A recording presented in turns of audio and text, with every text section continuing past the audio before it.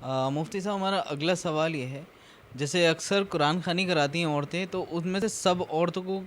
جیسے میں نے پارا جو پڑھا تو مجھے سجدہ کرنا چاہیے، یا کوئی بھی ہم میں سے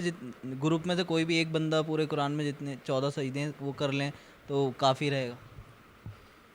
دیکھیے قرآن کریم کے اندر بعض مقامات ایسے ہیں، یعنی وہ تقریباً 14 مقامات ہیں،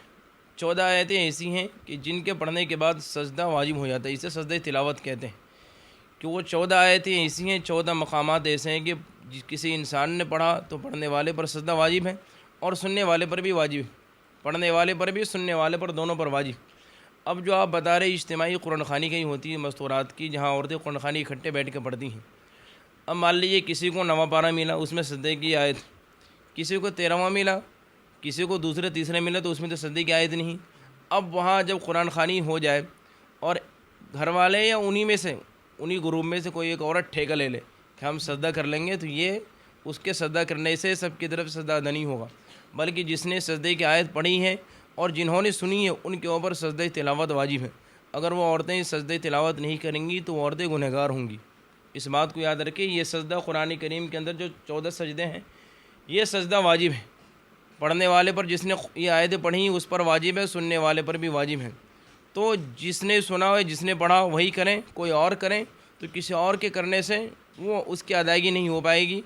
اور اگر یہ سوچتی ہیں کہ ہم نے گروپ میں کسی ایک نے کر لیا تو یہ ان کا یہ عمل غلط سوچ ہے۔